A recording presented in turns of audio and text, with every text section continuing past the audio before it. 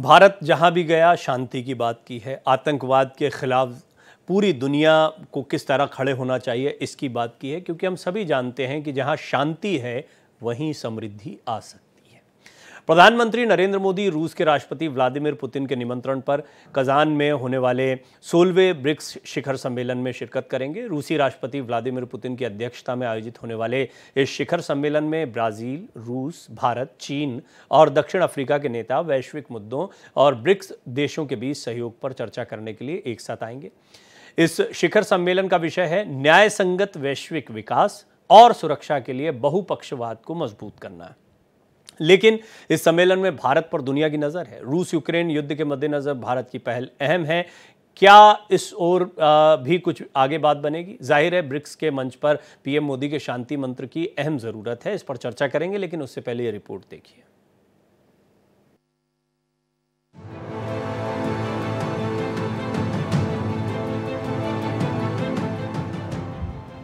भारत का stand clear, सुरक्षा विकास का टॉप गियर, डिप्लोमेसी और डायलॉग से बनेगी बात। ब्रिक्स से अहम संदेश, ब्रिक्स से मोदी का शांति मंत्र। रूस के राष्ट्रपति व्लादिमीर पुतिन के बुलावे पर पीएम मोदी मंगलवार बुधवार को रूस के कजान में होने वाले 16वें ब्रिक्स शिखर सम्मेलन में शिरकत करेंगे। रूसी राष्ट्रपति व्लादिमीर पुतिन की अध्यक्षता में आयोजित होने वाले इस शिखर सम्मेलन में ब्राजील, रूस, भारत, चीन और दक्षिण अफ्रीका के नेता वैश्विक मुद्दों और ब्रिक्स देशों के बीच सहयोग पर चर्चा करने के लिए एक साथ आएंगे। इस शिखर सम्मेलन का जो विषय है न्याय संगत वैश्विक विकास और सुरक्षा के लिए बहुपक्षवाद को मजबूत करना। जाहिर है अंतर्राष्ट्रीय सहयोग को बढ़ावा देने और अहम ग्लोबल मुद्दों पर ब्रिक्स में सार्थक चर्चा होगी। The summit begins on October 22. This is the day of welcome, and there is a leaders-only dinner on the evening of the first day. The main day of the summit is on the 23rd of October, and there are two main sessions, a closed plenary in the morning, followed by an open plenary in the afternoon, devoted to the main theme of the summit. The leaders are also expected to adopt the Kazan Declaration, which will lay the path forward for BRICS. वहीं सम्मेलन में भारत की रूस के साथ द्विपक्षीय बात तो होगी ही, माना जा रहा है कि कई और देशों के साथ द्विपक्षीय बात हो सकती है। On the sidelines of the summit, the Prime Minister is expected to have a few bilateral meetings. These are presently being worked out, and we will keep you updated on these meetings as they evolve. BRICS का ये सम्मेलन ऐसे समय हो रहा है जब global परिस्थितियां बेहद चुनौतीपूर्ण हैं। जाहिर है ऐसे में शांति का मंत्र बेहद जरूरी है। वैश्विक विकास में असुरक्षा की बाधा हटानी होगी, तभी इन सम्मेलनों से बात बनेगी। वहीं इसके पहले पीएम मोदी यूक्रेन भी गए थे। रूस और यूक्रेन बातचीत के लिए भारत पर भरोसा करते हैं। निश्चित ही भारत का शांति मंत्र युद्धरत देशों के लिए संजीवनी की तरह होगा। फिलहाल ब्रिक्स का जो गठन हुआ था उसका उद्देश्य ही ब्रिक्स देशों में सुरक्षा संवाद को बढ़ाने को लेकर था। ब्रिक्स का क्या है उद्देश्य? वैश्विक राजनीतिक और क्षेत्रीय सुरक्षा में संवाद बढ़ाना, इकोनॉमिक और फाइनेंशियल बढ़ावा देना, व्यापार, कृषि और बुनियादी ढांचे सहित कई क्षेत्रों में सहयोग बढ़ाना, सांस्कृतिक, शैक्षणिक, युवा और खेल के क्षेत्रों में संबंध मजबूत करना। बहरहाल 16वें ब्रिक्स सम्मेलन का संदेश दुनिया के लिए अहम होगा। भारत रूस के बीच द्विपक्षीय वार्ता और फिर युद्ध को लेकर भारत के शांति के फार्मूले के रुख से कुछ अहम बदलाव देखने को मिल सकते हैं। Bureau report, Bharat express. यूं तो सभी देशों के साथ में बातचीत बड़ी महत्वपूर्ण है, लेकिन आप हेडलाइंस में भी देख रहे थे कि चीन के साथ कैसे संबंधों को बेहतर, खास तौर पर LAC पर संबंध बेहतर हों के प्रयास जो हैं वो थोड़ा सकारात्मक दिशा में जा रहे हैं। और एक बार फिर रूस, चीन, भारत जैसी ताकतें किसी भी मंच पर आती हैं तो बहुत सारे सवाल आपके जहन में आ सकते हैं। आइए इसको समझते हैं। Doctor Anshu Joshi, international studies JNU, मेरे साथ जुड़ रही हैं। इन विषयों पर वो लगातार हमारा मार्गदर्शन करती हैं, कई जानकारियाँ देती रही हैं। डॉक्टर मोहम्मद अमीन साहब हैं, पूर्व राजनयिक हैं, वो भी हमारे साथ विशेषज्ञ के तौर पर जुड़ रहे हैं। अमीन साहब, आपका बहुत बहुत स्वागत है। पूर्णिमा आनंद जी हैं, प्रेसिडेंट हैं ब्रिक्स इंटरनेशनल फोरम की, और कज़ान से ही मेरे साथ जुड़ रही हैं। तो पूर्णिमा जी वहाँ से बिल्कुल मौके की बात हमको बता पाएंगी। बहुत बहुत स्वागत है पूर्णिमा जी आपका। संजीव श्रीवास्तव जी एक बार फिर मेरे साथ हैं, फॉरेन अफेयर्स के जाने माने एक्सपर्ट हैं। संजीव जी, आपका भी स्वागत है। तो शुरुआत डॉक्टर अंशु, आप, जैसे मैं हमेशा कहता हूं कि एक लेक्चर आपका यहाँ भी हो जाए आप क्योंकि स्टूडेंट्स को इसको पढ़ाती हैं, थोड़ा संक्षेप में बताएं, ओपनिंग कमेंट पर जाते हैं। जो ब्रिक्स है उसका इंपॉर्टेंस बताइए। ये जो इस बार की मुलाकात हो रही है, सारे राष्ट्राध्यक्ष मिल रहे हैं, कौन सी महत्वपूर्ण बातें हैं जिन पर नजर रहने वाली है? प्रवीण जी, बहुत धन्यवाद कि आपने मुझे ओपनिंग रिमार्क्स का मौका दिया, क्योंकि ब्रिक्स पर कहने को बहुत कुछ है, लेकिन अगले 2 मिनट में अपनी बात पूरी करूंगी। एक तो हम जब ब्रिक्स की ओर देखते हैं तो एक बहुत महत्वपूर्ण, जो एक जियो स्ट्रेटेजिक, जियो पॉलिटिकल दृष्टि से महत्वपूर्ण संगठन है। तो हम देखते हैं कि विश्व की लगभग 45% जो जीडीपी है, पॉपुलेशन है, और लगभग जो 30% दुनिया की सरफेस है, वो कवर करता है ब्रिक्स। और जो 5 सदस्य देश है प्राइमरी, अब तो ब्रिक्स प्लस हो गया, 5 सदस्य देश रहे हैं, ब्राजील है, रशिया है, इंडिया है, चाइना है और साउथ अफ्रीका है। अब इसमें पिछले साल के शिखर सम्मेलन के बाद ईरान, इथियोपिया, इजिप्ट और यूएई जैसे देश जुड़ गए हैं, जो हम देखें कि लेवांट का और अफ्रीका का प्रतिनिधित्व कर रहे हैं। ये ब्रिक्स प्लस हो गया है। ब्रिक्स प्लस होने के बाद ये पहला सम्मेलन होने जा रहा है रशिया में। और ब्रिक्स को जब हम देखते हैं एक राजनीतिक दृष्टि से, जब देखते हैं तो ब्रिक्स को G7 का या G20 का प्रतियोगी कहा जाता है। लेकिन बड़े मजे की आपको बात बताऊं कि ब्रिक्स के जो ये 5 स्थायी सदस्य हैं, ये G20 के भी मेंबर नेशंस हैं। और जो इसके उद्देश्य हैं वो लगभग हम देखें कि ये जो बाकी के संगठन है, जो वेस्टर्न लॉबी के संगठन कहे जाते हैं, उनसे मिलते जुलते उद्देश्य हैं।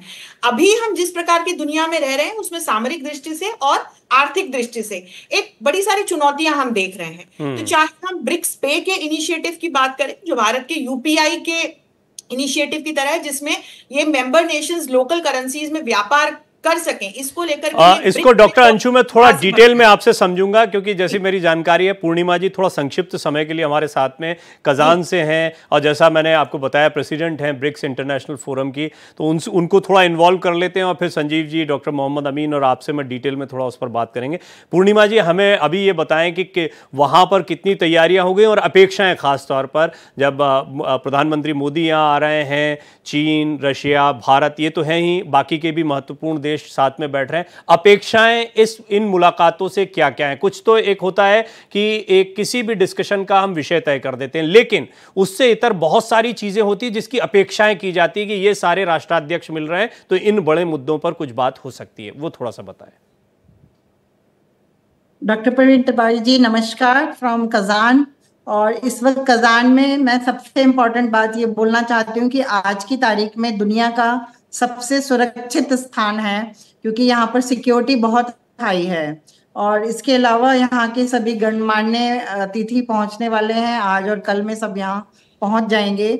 और इस वक्त मैं यहाँ का एक बहुत इम्पोर्टेंट सेंटर है टेक्नो पार्क। अगर कज़ान में कहीं भी जाएं तो यहाँ पर एक बहुत अच्छी बात देखने को मिलती है कि ट्रेडिशनल चीज़ों का हवाला आपको हर जगह मिलेगा। और यहाँ पे इस्लामिक और वेस्टर्न ईस्टर्न कल्चर बहुत ही ज़्यादा ब्लेंड हुए हैं। यहाँ पर बहुत अच्छे आपको कॉस्ट्यूम आप मेरे पीछे देख पाएंगे कि बहुत ज़्यादा तैयारियां की जा रही हैं। और सभी जो यहाँ पर वॉलंटियर्स हैं और यहाँ पर उपस्थित जो भी सिक्योरिटी है वो ज़्यादातर अपने ट्रेडिशनल कॉस्ट्यूम्स में है। यहाँ की एक जो आर्मी है वो भी अपने ट्रेडिशनल कॉस्ट्यूम्स में है।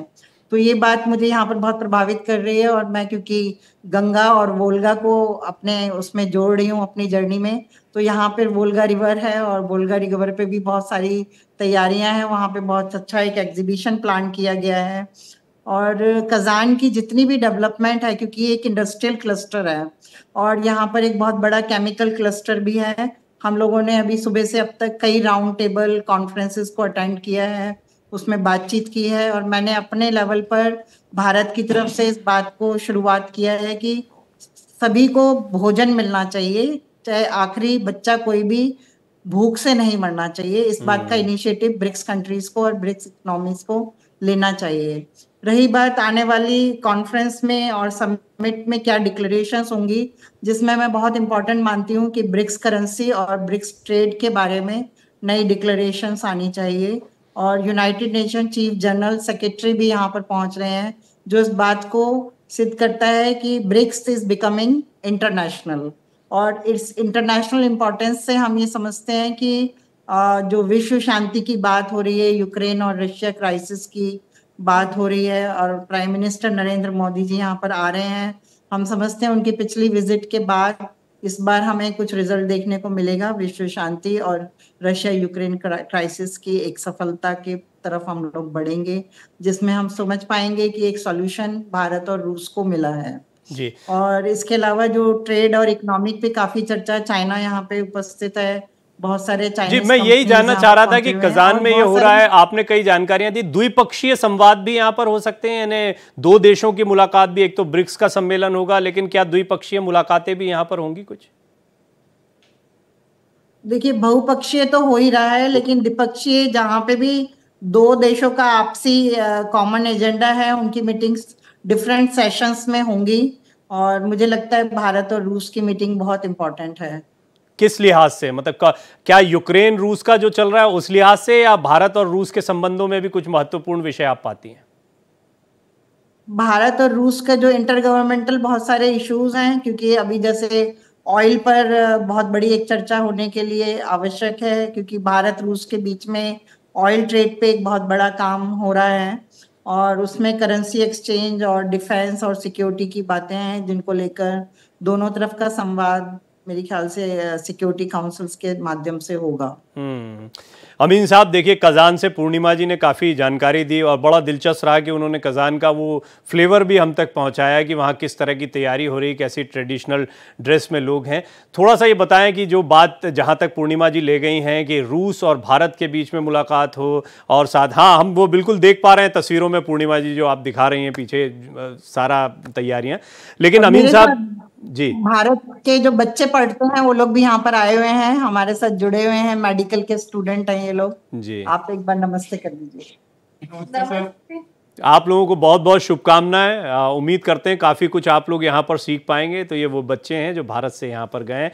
पूर्णिमा जी, आपका धन्यवाद इन बच्चों से भी मुलाकात करवाने के लिए। अमीन साहब, अब ये बताइए कि ये वाली जो यात्रा है इसमें द्विपक्षीय बहुपक्षीय दोनों मुद्दे हैं, कुछ मुद्दे पूर्णिमा जी ने भी बताए हैं, तो कौन सी वो बातें हैं जिन पर आपकी नज़र है, या आपको लगता है कि ये वाला ब्रिक्स का सम्मेलन इस तरह की मुलाकात या बातचीत के लिए ज़्यादा महत्वपूर्ण है? जो रशिया में, कजाक में हो रहा है, सबसे बड़ी बात यह है कि इसमें पुतिन साहब ने बहुत अपना भव्य स्वागत किया है और उनकी तैयारी की है हमारे प्राइम मिनिस्टर को बड़ी वेलकम और रिसीव करने के लिए, क्योंकि उसके पीछे एक बात छिपी हुई है कि अभी जब रशिया गए थे और यूक्रेन गए थे तो सबसे पहले हमारे देश के प्राइम मिनिस्टर ने शांति की बात की है। वहां पर युद्ध में शांति हो, दोनों देशों को समझाने की कोशिश की है, जिसके संबंध में हमारे डोभाल साहब भी गए थे और एडवाइजर वहां सुरक्षा के और पुतिन साहब से मिल के आए थे, तो अपनी भूमिका वहां बना के आए होंगे। और वहां पर अब जब हमारे प्राइम मिनिस्टर वहां पहुंच गए हैं और वहां पर जो चीजें मिल रही है देखने को, उसमें सबसे बड़ी जो इसका थीम है ग्लोबल डेवलपमेंट और सिक्योरिटी के बारे में, तो सबसे पहले तो शांति की बात आती है, जिसमें की बात रखी जाएगी, जिसमें बायलैटरल में भी बात रखेंगे ये साथ में रशिया के भी, और बात आएगी। तो इस तरह से आप देखिएगा।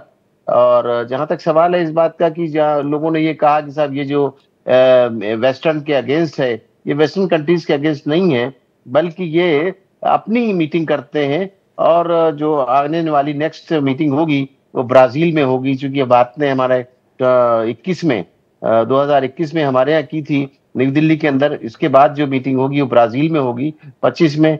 तो ये बहुत बड़ी वो है, हमारे देश की सफलता है, ये हमें बहुत अच्छी निगाह से देखा जाता है। और इसमें अभी जो हमारे देश के जो विदेश सचिव हैं, उन्होंने कहा मिस्त्री साहब ने कि बायलैटरल जो मीटिंग्स होंगी उनको भी रखा गया है, इसमें साउथ अफ्रीकन कंट्रीज हैं उसके साथ होगी। और अभी मैडम बता ही रही थी कि ब्रिक्स की जो करेंसी है उसके बारे में चर्चा होगी, शायद हमारा रूपी रुपया है वो इंट्रोड्यूस होगा, जैसे पहले भी किया था गल्फ कंट्रीज में जाके हमारे प्राइम मिनिस्टर ने।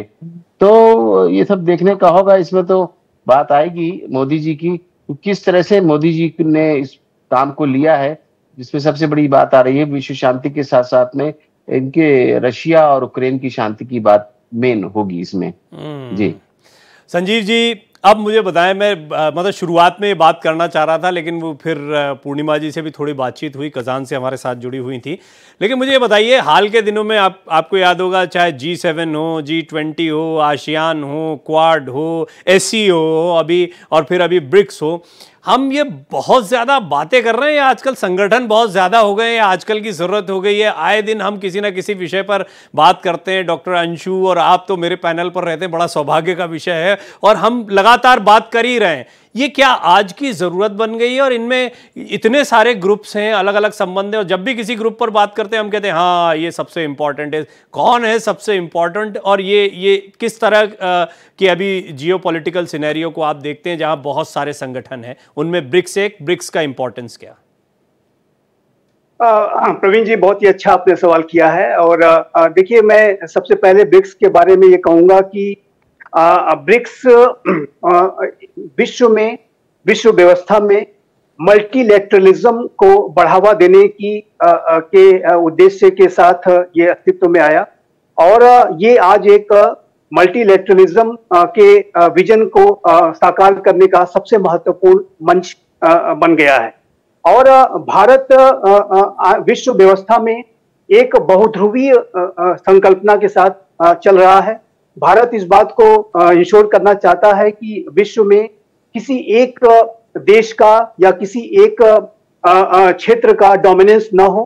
और जाहिर है कि वर्तमान जो विश्व व्यवस्था में हमने जो वेस्टर्न लेड जो डोमिनेंस है वो देखा है, लेकिन जाहिर है कि जो अन्य इकोनॉमीज हैं, अन्य राष्ट्र हैं, चाहे वो भारत हो, ब्राजील हो, साउथ अफ्रीका हो, चाइना भी एक जाहिर है कि विश्व व्यवस्था में अपना एक स्थान बनाने के लिए काफी उसने प्रगति की है। तो अन्य जो इमर्जिंग जो कंट्रीज हैं, इमर्जिंग इकोनॉमीज हैं, उनको भी उचित तरीके से प्रतिनिधित्व मिलना चाहिए, उनका से होना चाहिए, उनको सम्मान मिलना चाहिए, जो कि वेस्टर्न लेड व्यवस्था में कई बार ऐसा नहीं हो पाता है।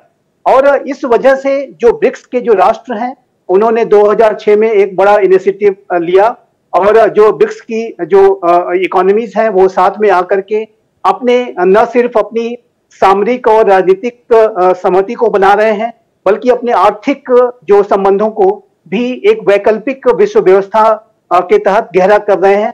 और जैसा कि आप जानते हैं कि जो ब्रिक्स के जो देश हैं वो विश्व की 45% आबादी को रिप्रेजेंट करते हैं, 28% की लगभग ग्लोबल जीडीपी को ये रिप्रेजेंट करते हैं। और ये जो ब्रिक्स के जो देश हैं वो आने वाले समय में अपने जो इंटर बैंकिंग जो ट्रांजैक्शंस को भी बढ़ावा देने की अब कोशिश कर रहे हैं, जिसमें कि वो जैसे विश्व में एक स्विफ्ट का सिस्टम है जो हमारे देश में, जैसे कि डॉक्टर अंशु जोशी कह रही थी, यूपीआई का जो सिस्टम है, उसी तरीके से ब्रिक्स पे का भी एक सिस्टम बनाने के ऊपर कार्य चल रहा है। और इस दिशा में भी इस समिट के दौरान भी प्रगति हो सकती है। लेकिन एक बात मैं स्पष्ट रूप से देखता हूं कि जो ब्रिक्स के जो राष्ट्र हैं वो लगातार इस बात की कोशिश कर रहे हैं कि जो इमर्जिंग इकोनॉमीज हैं, जो उसका अधिक से अधिक रिप्रेजेंटेशन हो विश्व में, उनकी बात को सुना जाए। और ये जो राष्ट्र हैं जिसमें कि भारत उसका लीड लेगा, वो ये भी चाहते हैं कि जो ग्लोबल साउथ के जो राष्ट्र हैं, जो उनके विषय हैं, उनको भी प्रोमिनेंस मिले। और मेरा ऐसा मानना है कि भारत इस दिशा में विशेष रूप से प्रयास कर रहा है। अन्य राष्ट्र भी इस बात की कोशिश कर रहे हैं। अभी चाइना में भी एक ग्लोबल साउथ के राष्ट्रों की एक बड़ी समिट आयोजित की गई थी। तो G20 में भी हमने देखा कि भारत के प्रयासों की वजह से अफ्रीकन यूनियन को एक सदस्यता मिल गई है। तो जो ब्रिक्स का जो महत्व है वो मल्टीलेटरलिज्म को बढ़ावा यहाँ जो देश हैं उनका महत्व अंतरराष्ट्रीय स्तर पर आवाजों को रिप्रेजेंटेशन देने का एक महत्वपूर्ण मंच बनकर ये उभरा है। जी मैं आपसे ये ट्रांजैक्शन वाला जो विषय है ना, इसको समझूंगा, लेकिन डॉक्टर अंशु मुझे ये बताएं, ये बड़ा दिलचस्प इसलिए हो जाता है कि एक तरफ आमतौर पर अभी आप जैसे जाएं, जिनको सामान्य जानकारियां होती अंतर्राष्ट्रीय राजनीति की पढ़कर होती है, जैसे भी समझ लीजिए, तो चीन और भारत, अरे ये तो कॉम्पिटिटर हैं, ये तो दुश्मन हैं, या कंपटीशन को मानिए चले, दुश्मनी तो अपनी जगह, वो तो कभी भी किसी से भी ट्रिगर आउट हो सकती है, लेकिन कॉम्पिटिटर हैं तगड़े वाले। रशिया, अरे रशिया अमेरिका के साथ बहुत दोस्ती बढ़ा रहे हो, रशिया नाराज हो रहा है, नहीं नहीं रशिया को आपकी बड़ी ज़रूरत है, परंपरागत दोस्त है जैसे भी। अब हम देखते हैं कि एक अमेरिका के साथ में भारत का रिश्ता जो है वो अलग लेवल पर दिखाई देता है, और उसमें हम कई प्रयास भी देखते हैं, सप्रयास भी ये चीज़ें दिखाई। दूसरी तरफ इधर चीन और रशिया को साधना है, खासतौर पर रूस को तो पकड़े रखना है और चीन को साधना। ये वाला जो कॉम्बिनेशन है, ये थोड़ा सा समझाइए कि अमेरिका भी है उधर और इधर हम अपनी ताकत बढ़ाने का, जिसका अभी विस्तार से जिक्र संजीव जी ने किया है कि इन देशों को भी, इन देशों को किसके सामने, उसी के सामने जिसके साथ आप दोस्ती अभी मजबूत कर रहे हो। ये थोड़ा सा समझाइए कि ये कैसा कंपटीशन चल रहा है। तो अब आप मुझे अंतरराष्ट्रीय राजनीति के कंसेप्ट्स और थ्योरीज की तरफ ले गए। हाँ, पर लेकिन आसान भाषा में, इसको क्लासरूम वाला नहीं, आसान भाषा में। बिल्कुल आसान भाषा में समझाऊंगी। इसको कॉम्प्लेक्स इंटरडिपेंडेंस कहते हैं। तो जो ये वैश्विक राजनीति है, ये भूल भुलैया है, ये एक शतरंज की बिसात है। इस पे अलग अलग प्लेयर्स हैं, सबकी अलग अलग शक्तियां, हर देश की कुछ शक्तियां हैं, कुछ कमजोरियां हैं, और कुछ नेशनल इंटरेस्ट्स हैं, उनके कुछ ऐसे लक्ष्य हैं जो उनको प्राप्त करने हैं। तो उन लक्ष्यों की दृष्टि से ये देश क्या करते हैं, अपनी कमजोरी और अपनी जो स्ट्रेंथ है उसका आकलन करके दूसरा जो प्लेयर है कहीं उसके साथ इंगेज होते हैं और कहीं उसके साथ डिसंगेज्ड रहते हैं।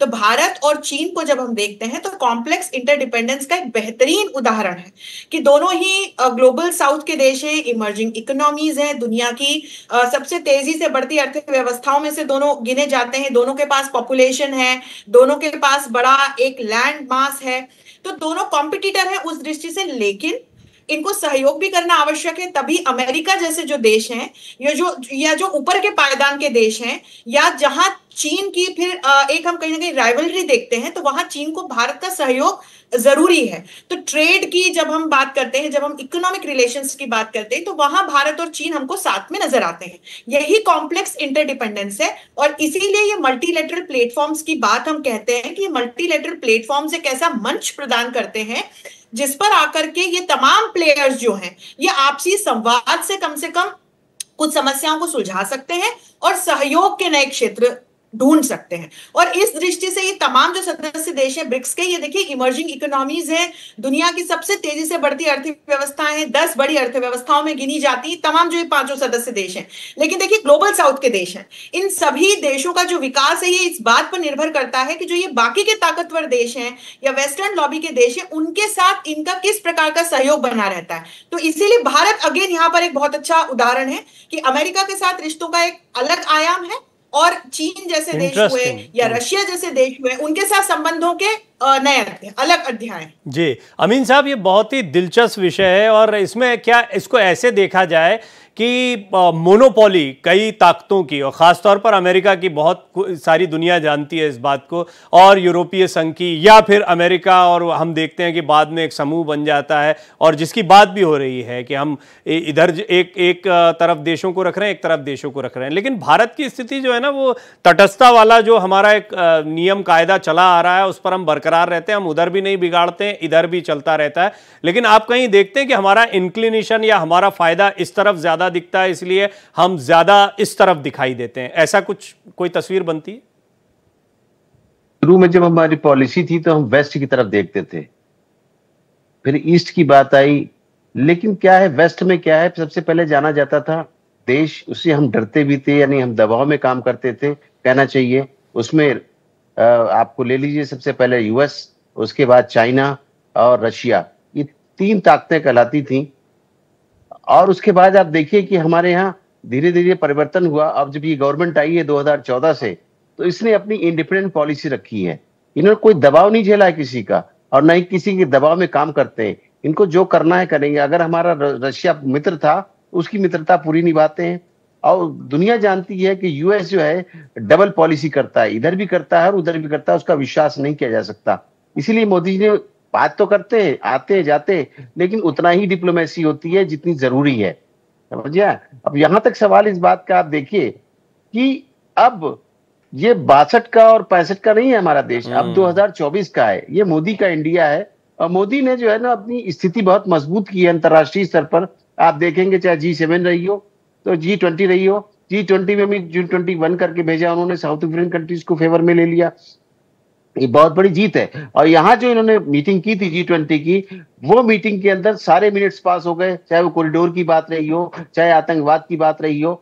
और जहां भी जाते हैं हमारे मोदी जी एक अपनी छाप छोड़ के आते हैं। अंतर्राष्ट्रीय स्तर के जो लीडर हैं वो अपनी छाप छोड़ते ही छोड़ते हैं, इसमें कोई दो राय नहीं है। और हर आदमी उनकी रिस्पेक्ट करता है। और उनके कोई भी, चाहे वो बायलैटरल हो चाहे मल्टीलैटरल हो, जो भी उन्होंने दिए प्रपोजल, उन पे हमेशा लोगों ने हामी भरी है, ऐसा नहीं है। और पहले क्या होता था कि पहले, अभी देखिए आप सवाल इस बात का आप यहाँ पे देख लीजिए, रशिया के ऊपर सैंक्शन लगे, ईरान के ऊपर सैंक्शन लगाए गए, लेकिन हमारे यहाँ से उनकी बराबर बातचीत चलती रही, व्यापार चलता रहा, पेट्रोल लेने का, डीजल लेने का, जो भी ऑयल का था, और भी हथियार लेने का हमारे यहाँ चलता रहा। हम लोगों पर कोई फर्क नहीं पड़ता। इसलिए अभी बात भी जब करने की बात आई है तो आपने देखिए यूक्रेन से भी बात की है, रशिया से भी बात की है और यूएस ने भी बात की है। अच्छा, मैं ये भी देखता हूं कि इसमें कहा भी जाता है हम भारत के कदम की सराहना करते हैं, हम भारत के कदम की सराहना करते हैं। ये बोलने पर भी मजबूर किया कि ये कदम बड़ा सही है। संजीव जी, ये कॉमन करेंसी, इसकी व्यावहारिकता क्या है, इस पर आपने कुछ थोड़ा सा प्रकाश डाला, डॉक्टर अंशु ने भी इस पर बात की थी, लेकिन कितना व्यावहारिक है? इसको हम एक बहुत फ्यूचरिस्टिक अप्रोच के तौर पर देखते हैं, लेकिन क्या वो समय आ गया है और हालात कैसे हैं वर्तमान? देखिए, मेरे असेसमेंट के मुताबिक, मेरे विचार से कॉमन करेंसी ब्रिक्स के राष्ट्रों के बीच का में संकल्पना अवश्य है, इसका विचार अवश्य है। लेकिन अभी इस बात की संभावना कम दिखाई देती है कि ऐसा जो कॉमन करेंसी की जो संकल्पना है वो साकार रूप लेगी, क्योंकि अभी भी विश्व में जो डॉलर जो लेड जो व्यवस्था है उसका ही प्रचलन है और डी डॉलराइजेशन की बात अवश्य हो रही है। लेकिन अभी भी जहां तक भारत का प्रश्न है तो भारत जो डॉलर जो लेड व्यवस्था है उसका विरोधी नहीं है। यद्यपि कि वैकल्पिक व्यवस्था के बारे में रशिया विशेष रूप से, चाइना विशेष रूप से प्रयास करते हैं। लेकिन जहां तक आपने पूछा है कि कॉमन करेंसी क्या ये ब्रिक्स के राष्ट्रों के बीच में हो जाएगी, तो मुझे अभी इस बात की संभावना कम दिखाई देती है कि ऐसा वर्तमान समय में हो सकता है। फ्यूचरिस्टिक जो जहां तक सिनारियोस का प्रश्न है तो उसमें अवश्य ऐसी स्थितियां आ सकती हैं कि जब जैसे जैसे विश्व में मल्टीलेटरलिज्म और बढ़ेगा, विश्व अधिक से अधिक मल्टीपोलर होगा, जो इमर्जिंग इकोनॉमीज जो ब्रिक्स की इकोनॉमीज की बातें और सुनी जाएंगी, और वहीं जो पश्चिमी देशों का जो डॉलर लेड जो व्यवस्था है वो कहीं ना कहीं कमजोर पड़ेगी। तो ऐसे में जरूर ऐसी संकल्पना साकार हो सकती है, लेकिन वर्तमान समय में इसके बारे में विचार मंथन तो अवश्य हो रहा है, लेकिन इसके साकार होने की संभावना अभी मैं कम देखता हूँ। लेकिन जो ब्रिक्स के जो राष्ट्र हैं, जो ब्रिक्स की जो इकोनॉमीज हैं, वो विश्व में अपने आवाज को, अपने महत्व को स्थापित करना चाहती हैं। वो आपसी सहयोग को बढ़ाना चाहती हैं और खासकर मैं यहाँ पे रशिया की बात विशेष रूप से करना चाहूंगा, क्योंकि रशिया ये चाहता है कि एक ब्रिक्स का स्विफ्ट की तरह से या यूपीआई जैसे अपने देश में है, उसी तरीके से एक ब्रिक्स का एक पेमेंट सिस्टम स्थापित किया जाए, ब्रिक्स पे जिसे नाम दिया जा रहा है। और ये एक डिजिटल पेमेंट सिस्टम है। जाहिर है कि इसके माध्यम से जो ब्रिक्स के राष्ट्रों के बीच के जो बैंकिंग ट्रांजैक्शंस हैं वो आपस में ये राष्ट्र बिना किसी वेस्टर्न इंटरवेंशन के कर सकते हैं। स्विफ्ट के माध्यम से यदि आप जाएं तो जाहिर है कि वहां पर आपको वेस्टर्न जो है व्यवस्था में जाना पड़ता है, और वहां से रशिया को बाहर कर दिया गया था। रशिया को स्विफ्ट सिस्टम से यूक्रेन के युद्ध की वजह से उसको बाहर कर दिया गया था। तो ये जो रशिया की विशेष रूप से इस बात में बल रहेगा कि वो ब्रिक्स का जो आपसी जो पेमेंट सिस्टम है, इंटर बैंकिंग का जो सिस्टम है, उसको वो अधिक से अधिक मुझे लगता है ये अपने आप में एक इतना दिलचस्प टॉपिक है कि ये वैसे इकोनॉमी का सब्जेक्ट है, लेकिन इसको अगर आसान भाषा में समझा जाए तो ये अंतर्राष्ट्रीय इकोनॉमी पर बड़ा प्रकाश डालता है और उसको एड्रेस करता है, उसकी जो चुनौतियां हैं। डॉक्टर अंशु, ये आपने बहुत शुरुआत में इसका इशारा करते हुए आप बढ़ गई थी, लेकिन फिर ये चर्चा में मुझे बड़ा इंटरेस्टिंग लगा कि ये विषय बेशक इस बार ब्रिक्स में कितना उठाया जाता नहीं उठाया जाता है ये एक अलग मसला है, फिर भी आने वाले समय में हम देखते हैं dollar lead economy, Sanjeev ji ने ये जो बात कही, ये है, भारत इसका समर्थन करता है, लेकिन बड़ा शूल भी रहा है। हम तो डॉलर तो देखते हैं कहां जा रहा है, रुपया कहां जा रहा है, इसकी चिंता रहती है। लेकिन एक कॉमन कोई पूल हो, या खासतौर पर ब्रिक्स जैसे देशों जिसमें रशिया, चाइना और भारत, 3 महाशक्तियां जिसमें दिखाई देती हैं, ये अगर मिलते हैं तो क्या एक पैरेलल व्यवस्था बनाई जा सकती है? फिर अगेन वही है, काउंटर वही है, अमेरिका या वो दूसरी ताकतें जिसको आप कहते हैं पहले वेस्ट की तरफ देखते थे, अब हम इस ओर देख रहे हैं। आपने बहुत महत्वपूर्ण प्रश्न पूछा, इसी पर मैं शुरुआत में भी कहना चाह रही थी। एक तो ब्रिक्स पे को हम साइलो में ना देखें। ब्रिक्स पे 2015 में जो ब्रिक्स की बिजनेस काउंसिल है उसके द्वारा शुरू किया गया एक ऐसा प्रयास है कि जिसके माध्यम से, जैसे भारत का यूपीआई है या यूरोप का स्विफ्ट है, तो एक इंडिपेंडेंट पेमेंट मैकेनिज्म है ये, जिसके जरिए जो ये मेंबर नेशंस है ब्रिक्स के, ये अपनी लोकल करेंसी में भुगतान करके विनिमय व्यापार कर सकते हैं। तो इस ब्रिक्स पे से 2 और महत्वपूर्ण जो लॉन्चेस हैं ब्रिक्स के वो जुड़े हुए हैं। एक तो ब्रिक्स का जो कंटिजेंसी रिजर्व इनिशिएटिव है वो, और एक जो न्यू डेवलपमेंट बैंक है जिसको कि हम आईएमएफ के प्रतियोगी के रूप में भी जानते हैं, देखते हैं। और ये जो पूरा समूचा प्रयास है, इसके पीछे का मकसद ये है कि जब हम वैश्विक अर्थव्यवस्था को देखते हैं तो निश्चित तौर पर वो अभी डॉलर डोमिनेटेड है। और पुतिन लंबे समय से इस बात को कहते आ रहे हैं कि यदि अमेरिका की अर्थव्यवस्था पर कोई भी नकारात्मक प्रभाव पड़ता है या प्रश्न चिन्ह आते हैं, और पिछले साल यह स्थिति उत्पन्न हुई थी जब अमेरिका में डेट क्राइसिस की स्थिति आ गई थी, और इसका सीधा सीधा प्रभाव जो है वो वैश्विक अर्थव्यवस्था पर पड़ रहा था। हम स्टॉक मार्केट में उस समय जब जाएं तो बिल्कुल शेयर्स के भाव गिरने लगे थे और काफी सारे अर्थशास्त्री चिंतित हो गए थे।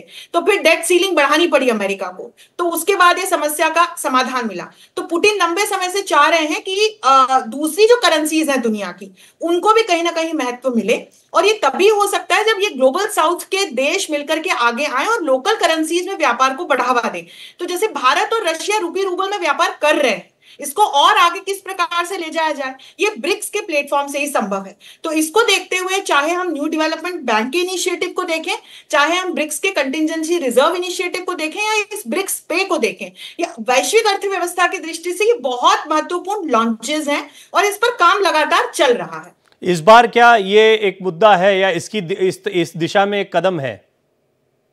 मुझे निश्चित तौर पर लगता है कि इस पर आगे बात की जाएगी, और ब्रिक्स पे पर तो काम चल ही रहा है। मतलब ये इट्स नॉट इन प्रोग्रेस। इस पे जो मेंबर नेशंस हैं वो आपस में भुगतान की प्रक्रिया को कर रहे हैं, और जो ब्रिक्स का जो कंटिजेंसी रिजर्व है, जिन देशों को, सदस्य देशों को लिक्विडिटी से संबंधित कोई समस्या आ जाती है तो उनको न्यू डेवलपमेंट बैंक के माध्यम से, जैसे आईएमएफ करता है, लोन देता है या हेल्प करता है इकोनॉमिक, वैसे ये न्यू डेवलपमेंट बैंक और कंटिजेंसी रिजर्व बनाए गए हैं। तो तीनों को हमें जोड़ करके देखना चाहिए, और मुझे लगता है कि इसमें कहीं ना कहीं हमारे प्रधानमंत्री का एक बड़ा योगदान रहा है। ये 2015 के बाद के इनिशिएटिव्स हैं, और मुझे लगता है कि अभी जब इस पर भारतीय प्रधानमंत्री बात करेंगे तो ये जो अर्थव्यवस्था से जुड़े हुए इनिशिएटिव्स हैं ब्रिक्स के, इस पर निश्चित तौर पर बात होगी, क्योंकि एक अर्थव्यवस्था की दृष्टि से ये देश कैसे ताकतवर बने, ये तो ब्रिक्स का सबसे प्राइमरी ऑब्जेक्टिव है। डॉक्टर अमीन, मुझे लगता है अभी बातचीत जो है ना वो अंतर्राष्ट्रीय राजनीति और उसमें धड़े कैसे होंगे और फ्यूचरिस्टिक अप्रोच क्या होगी, इसकी तरफ जानी चाहिए। लेकिन उससे पहले आप, क्योंकि खुद एक राजनयिक रहे हैं, तो मेरे जहन में हमेशा सवाल आता है कि ये जो जितनी भी बैठकें होती हैं, क्या ये औपचारिक रूप से हम सब साथ में हैं, एक साथ बैठना चाहिए, भाई आओ मिलो बैठो चाय वाय पियो बातचीत करो, इस टाइप से चलती हैं? और द्विपक्षीय संवाद तो जो चल रहे हैं चल ही रहे हैं, जिसके जो रिश्ते हम देख रहे हैं, एलएसी पर चाइना से जो बातचीत हो रही है वो चली रही है, रशिया से भी पहले जो द्विपक्षीय वार्ता होनी है वो बातचीत हुई है पुतिन साहब से। ये जो सम्मेलन होते हैं इनका महत्व क्या होता है कि हम एक साथ खड़े हुए हैं, कुछ दर्शाया जाता है, कैसे इसको डिफाइन करें हम कि 5-6 देशों के राष्ट्राध्यक्ष एक जगह पर आ गए, ये अपने आप में एक बड़ा अचीवमेंट है, और फिर उसके बाद में ये देश साथ साथ चल रहे हैं, हम साथ साथ हैं, इसका मैसेज दे रहे हैं, या इससे आगे कुछ? देखिए, हर देश की अपनी नीति होती है और हर देश की अपनी डिप्लोमेसी होती है और उनके अपने एजेंडे होते हैं। और आपने देखा हो, हमेशा जब भी कोई देश का राष्ट्रपति हमारे देश में आता है या हमारे देश का हेड ऑफ द स्टेट वहां जाते हैं तो वहां पे समझौते होते हैं। जो समझौते होते हैं वो बायलेटरल होते हैं और वही ज्यादा मजबूत होते हैं। और ये जो मीटिंग्स हैं, इन मीटिंग्स के अंदर भी डिस्कशन होता है, मल्टीलेटरल में भी, लेकिन वो डायरेक्ट समझौते नहीं होते। जो बायलेटरल के समझौते हैं वो ज्यादा इफेक्टिव होते हैं और वो ज्यादा लागू भी होते हैं। अब अभी आप बात कर रहे थे करेंसी की, तो करेंसी में देखिए यूएस है, पाउंड्स है, यूरो है, अब हमारे देश के जो प्रधानमंत्री हैं मोदी जी, वो रूपी को भी इस तरह इंट्रोड्यूस करना चाहते हैं कि उसकी भी एक ताकत बने। वो जहां जाते हैं कोशिश यही करते हैं कि रूपी को भी इंट्रोड्यूस किया जाए। और जो अब मोदी जी के अंदर एक खास आदत ये है कि हर मीटिंग के अंदर कोई नई चीज लेके आते हैं और वो सबको मान्य होता है। ऐसा नहीं है, वो इस तरह से उठाते हैं मुद्दे को कि माना जाए, चाहे वो आतंकवाद का मुद्दा ले लीजिए, चाहे सिक्योरिटी का ले लीजिए, चाहे डेवलपमेंट का ले लीजिए, चाहे इकोनॉमी का ले लीजिए। अब शांति की बात यहाँ करेंगे और वो शांति की बात को दोहराएंगे बार बार, इसलिए कि यहाँ रशिया का मेन होस्ट कंट्री है और उसकी लड़ाई यूक्रेन से चल रही है। शांति की बात को उठाएंगे, यहाँ पर होस्ट रशिया है, लेकिन गौर करने वाली बात यह है कि यहाँ पर चीन भी आ रहा है, जो कि हमारी कई बार परेशानियाँ भी बढ़ाता रहता है। हालांकि एलएसी से अच्छी खबर आई, फिर भी मैं ये देखता हूँ कि पुराना इतिहास उठाकर जब भी देखा जाए तो पूरा भरोसा करना बड़ा मुश्किल होता है चीन के किसी भी वादे पर, किसी भी कदम पर। संजीव जी, सबसे पहले बताएं, चीन और भारत यहाँ पर ब्रिक्स में हमने देखा, यूं गए तो जयशंकर जी पाकिस्तान भी गए थे, लेकिन हमने द्विपक्षीय कोई बातचीत नहीं की, वहाँ पर जो भी मुद्दा था एससीओ का वो निपटा कर आए। ब्रिक्स में क्या आपको लगता है कि कोई द्विपक्षीय संवाद हो सकता है? खासतौर पर आज आप हेडलाइन में बार बार एलएसी वाली बात, और उसका तो खैर आपके पास ज़्यादा अपडेट भी होगा, तो थोड़ा बताएं चीन के साथ में जो हमारी बातचीत चल रही है। एक तरफ हम इन देशों की, ब्रिक्स के देशों की बात करते हैं, दूसरी तरफ दो देशों के बीच में संबंध कम से कम बहुत सुखद और बहुत मैत्रीपूर्ण तो दिखाई नहीं पड़ते हैं। देखिए प्रवीण जी, आज भारत और चाइना के संबंधों के परिप्रेक्ष्य में एक सकारात्मक घटनाक्रम हुआ है और हमारे विदेश सचिव श्री विक्रम मिस्री ने अपने जो प्रेस वार्ता के दौरान ये बताया कि जो दोनों देशों के बीच में डेप्सांग और डेमचॉक का जो रिमेनिंग इशू था, उसके संदर्भ में भी पेट्रोलिंग को लेकर के सहमति बन गई है। और मेरा ऐसा मानना है कि एक बेहद सकारात्मक डेवलपमेंट है भारत और चाइना के संबंधों में। और ये जो डेवलपमेंट एक ऐसे समय पे आया है कि जब हमारे प्रधानमंत्री श्री नरेंद्र मोदी और रशिया और चाइना के राष्ट्रपति शी जिनपिंग ब्रिक्स समिट में भाग लेने रशिया जा रहे हैं। और ऐसे में मैं इस बात की एक प्रबल संभावना देखता हूं कि ब्रिक्स के कजान की बैठक की साइडलाइन में भारत के प्रधानमंत्री श्री नरेंद्र मोदी की चाइना के राष्ट्रपति शी जिनपिंग से मुलाकात हो सकती है। और यदि ऐसा ये मुलाकात होती है तो मेरा ऐसा मानना है कि दोनों देशों के बीच में सीमा को लेकर के आज जो सहमति बनी है उसको और अधिक पुख्ता करने में मदद मिलेगी। और अब ये देखना होगा कि चाइना अपनी कही गई बातों पर कितना अमल करके और कैसा अमल करके दिखाता है। जिस तरीके से पैगोंग त्सो, गलवान, गोगरा और हॉट स्प्रिंग में डिसएंगेजमेंट हुआ था, उसी तरीके का डिसएंगेजमेंट यदि डेप्सांग और डेमचॉक में भी हो जाता है तो ये मेरा ऐसा मानना है कि भारत और चाइना के संबंधों को के लिए अच्छा होगा। और भारत ने डे वन से कहा है कि जब तक चाइना रिमेनिंग इश्यूज को रिजॉल्व करने की दिशा में कदम नहीं बढ़ाता, जो अप्रैल 2020 का स्टेटस को है उसको जब तक वो मेंटेन नहीं करेगा, भारत और चाइना के संबंध सामान्य नहीं होंगे। लेकिन आज का जो डेवलपमेंट हुआ है एक सकारात्मक डेवलपमेंट है। लेकिन इतना कहने के बाद मैं प्रवीण जी अवश्य कहूंगा कि हम चाइना के फेस वैल्यू पर भरोसा नहीं करते हैं। आज का ये जो नया भारत, मैं आने ही वाला था इस पे, खैर आपने इसको बोल ही दिया, मैं इसी पर आने वाला था जी। आज का जो नया भारत प्राइम मिनिस्टर श्री नरेंद्र मोदी के नेतृत्व का है वो चाइना के चरित्र को अच्छी तरह से समझता है। चाइना वही राष्ट्र है जो कि विश्व में विस्तारवादी एजेंडे के साथ आगे बढ़ रहा है, अति महत्वाकांक्षी व्यवहार कर रहा है। जाहिर है कि उसकी जो रणनीतिक थिंकिंग है उसमें डिसेप्शन यानी धोखा देना उसका इंटीग्रल पार्ट है।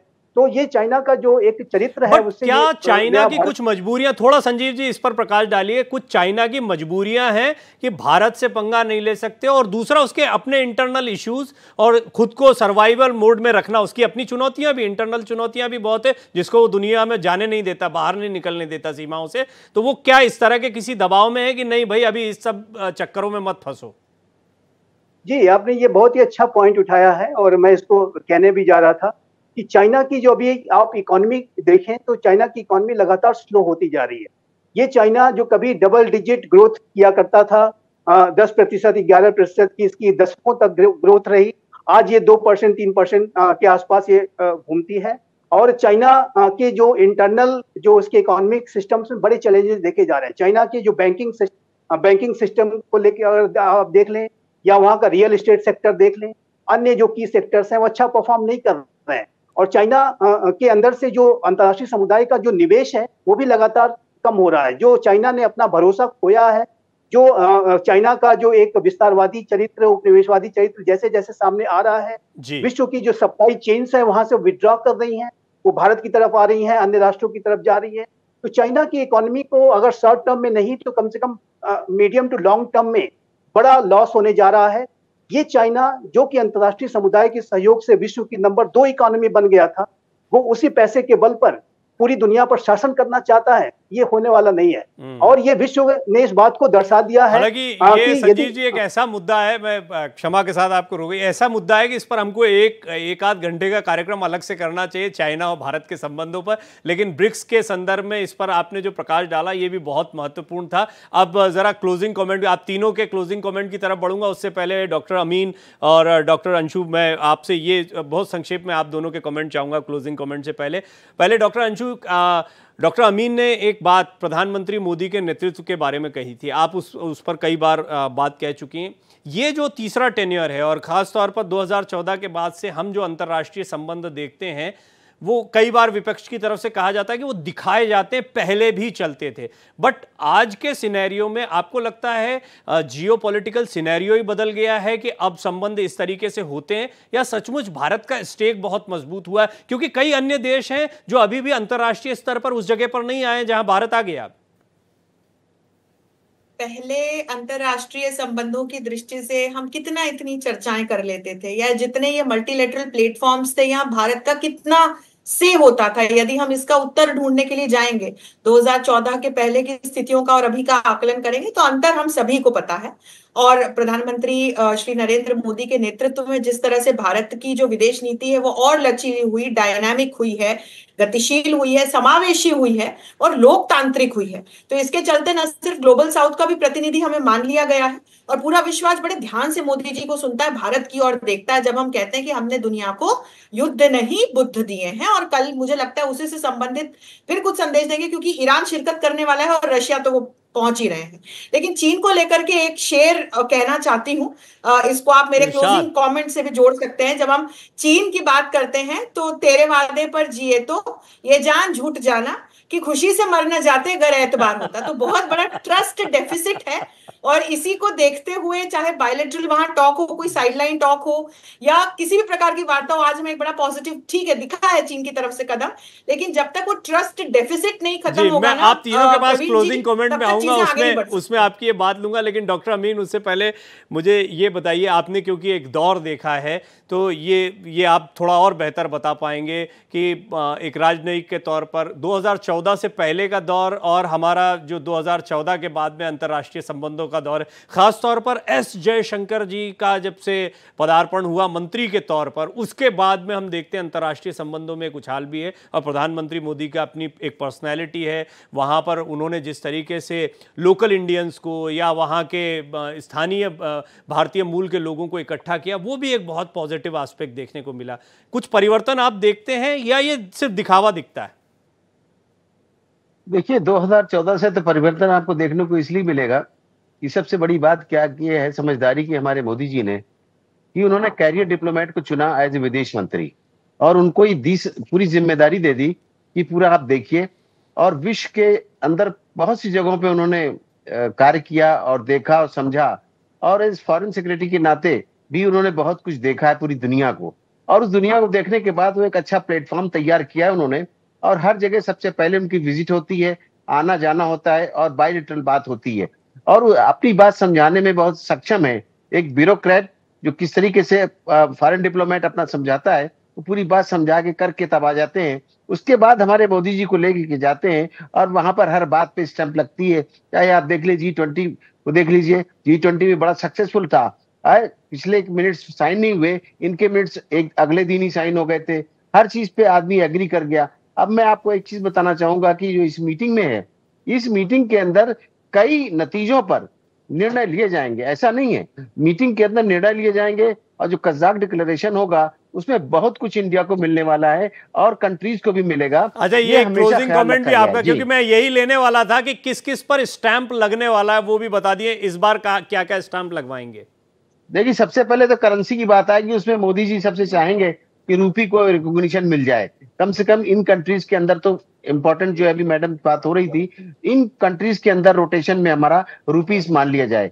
और उसके बाद आप देखिए जो करेंसी के साथ साथ में इसके बाद आप देखेंगे तो रशिया और इंडिया के जो आपस की बातें हैं वो भी बायलैटरल में होंगी, और उसके बाद बायलैटरल के लिए और कुछ कंट्रीज तैयार होंगे। मुझे नहीं पता है अंदर की क्या बात है, लेकिन हाँ कुछ कंट्रीज होंगे जिसमें अभी यूएई है, आपका ईरान है, इजिप्ट है, इथियोपिया, इनमें किन कंट्रीज के साथ में हमारे डिप्लोमेट्स ने तय किया है 1-to-1 बायलैटरल मीटिंग, उसमें भी कुछ रिजल्ट निकलने के आएंगे। तो ये बहुत सी चीजें हैं देखने वाली। और जहां तक सवाल इसका थीम ही है कि ग्लोबल डेवलपमेंट एंड सिक्योरिटी, तो ये तो है ही है। उसका एक मेन थीम मैं भी ये भी कहूंगा कि जो सबसे बड़ी थीम की बात करेंगे मोदी जी, उसमें शांति की बात करेंगे, विश्व शांति की बात करेंगे। सबसे पहले शांति की बात आएगी तो रशिया उक्रेन की शांति की बात करेंगे, और उसके बाद तो मैं समझता हूं कि इजराइल और ईरान की तो बात है ही है जी। इसमें ईरान आ ही रहा है। संजीव जी क्या लेकर आने वाले हैं इस बार? मतलब ये हमेशा एक अपेक्षा रहती कि भाई विदेश यात्रा हो रही, क्या निकल कर आया? या फिर जैसे मैंने एक सवाल ऑलरेडी पूछा था डॉक्टर अमीन से कि ये एक औपचारिकता होती है कि राष्ट्राध्यक्षों को मिलना है और बातें तो होती ही चली जाए, या आपको लगता है कि नहीं इस बार जा रहे हैं तो कुछ ऐसी चीज होगी कि बताएंगे कि हाँ देखो ये मिला, हम गए थे ब्रिक्स? देखिए, ब्रिक्स के इस समिट के बाद मैं जो ब्रिक्स की इकोनॉमीज के बीच में और ही ज्यादा गहरा कोलैबोरेशन होते हुए देखता हूं। और रशिया का विशेष रूप से इस बारे में जोर रहेगा कि किस तरीके से हमारे जो बैंकिंग सिस्टम्स को आपस में इंटीग्रेट किया जाए और ब्रिक्स पे को और अधिक मजबूत बनाया जाए, उसको और अधिक जो है ट्रांजैक्शनल और एफिशिएंट बनाया जाए, इसके ऊपर विशेष जोर रहेगा। लेकिन एक अंत में मैं एक बात अवश्य कहना चाहूंगा कि भारत का ब्रिक्स में पार्टिसिपेशन वो पश्चिमी देशों के खिलाफ नहीं है। भारत ये चाहता है कि विश्व में एक बहुध्रुवीय एक मल्टीलेटरल जो सिस्टम, एक विश्व व्यवस्था उभरे, जिसमें कि भारत का अप्रोच ये है कि भारत सभी के साथ अपनी रणनीतिक स्वायत्तता के आधार पर संबंधों को बना के चलना चाहता है। आज भारत के यूनाइटेड स्टेट्स ऑफ अमेरिका के साथ, G7 के साथ भी अच्छे संबंध है। हमारे प्राइम मिनिस्टर को G7 में भी बुलाया जाता है, और वहीं भारत SCO और ब्रिक्स का भी अहम सदस्य है। तो भारत की जो वैश्विक भूमिका बहुत ही महत्वपूर्ण होने जा रही है। और एक ऐसे समय में कि जब दो युद्ध चल रहे हैं, किसी तीसरे ताइवान के युद्ध का खतरा लगातार बना हुआ है, ऐसे में भारत का हर एक मंच पे इतना बड़ा सम्मान किया जाना, इतनी क्रेडिबिलिटी के साथ जाना पूरे विश्व के लिए एक अच्छा मैसेज है जी। कि भविष्य में जब कभी भी कोई व्यवस्था ज्यादा बिगड़ती है, महाशक्तियों के बीच में ज्यादा टकराव बढ़ता है, तो भारत ही एक भारत ऐसा है जो मीडिएटर की भूमिका में या उन चीजों को संभालने की भूमिका में दिखाई देता है। डॉक्टर अंशु, बहुत शॉर्ट कमेंट क्योंकि अब प्रोग्राम का समय समाप्त हुआ, पर ये बहुत ही इंपॉर्टेंट बात है जो अभी संजीव जी ने कही है। इनफैक्ट मैं चाहता था कि इस पर बात हो कि मुझे तो लगता है कि इसके बाद में फिर वहाँ की एक आध यात्रा हो जाए, या ऐसे किसी मुल्कों से मुलाकात हो जाए, या अमेरिका के कुछ लोगों से मुलाकात हो जाए उनका, तो भी कोई आश्चर्य की बात नहीं, क्योंकि मैंने देखा है भारत इस बैलेंस को बड़ा बनाकर चलता है। भारत अब ये लॉबी सिस्टम जो वैश्विक व्यवस्था में हम देखते हैं, इसको समाप्त करने पर मुझे काम करता हुआ दिखाई दे रहा है। मेरा आज का क्लोजिंग कमेंट यही है। तो हम G20 का भी लोकतंत्रीकरण कर चुके हैं, उसका फ्लेवर चेंज कर चुके हैं, अफ्रीकन यूनियन उससे जुड़ गया, और अब हम ब्रिक्स के माध्यम से भी यही संदेश दे रहे हैं कि भाई एक दूसरे के प्रतियोगी के रूप में आपको काम करना क्यों है, आपके उद्देश्य बिल्कुल एक जैसे हैं, सेम उद्देश्य है, SDGs पे आप एक सा काम करें, मेंबर नेशंस कॉमन है इन सारे प्लेटफॉर्म्स के। तो ये वेस्ट वर्सेस जो हम ये ग्लोबल साउथ है, इसको हम वर्सेस हटा दें और एक ब्रिज का काम भारत कर रहा है, और लॉबी पॉलिटिक्स समाप्त हो, इस पर मोदी जी लंबे समय से काम कर रहे हैं। जी, बहुत बहुत धन्यवाद। मुझे लगता है कि इसमें कुछ समय में हम सफलता भी मिलते हुए देख ही रहे हैं और देखेंगे। डॉक्टर अंशु बहुत धन्यवाद आपका, डॉक्टर अमीन आपका बहुत धन्यवाद, संजीव जी आपका बहुत बहुत धन्यवाद। भारत का सवाल में आज का सफ़र इतना ही। ब्रिक्स कितना महत्वपूर्ण है, और ये जो यात्राएं हो रही हैं ये लॉन्ग टर्म में आप देख रहे हैं फ्यूचरिस्टिक अप्रोच के लिहाज से कितनी महत्वपूर्ण है भारत के विकास के लिए, इसका अंदाज़ा भी इस चर्चा से हुआ होगा। भारत का सवाल में इतना ही। खबरें जारी हैं।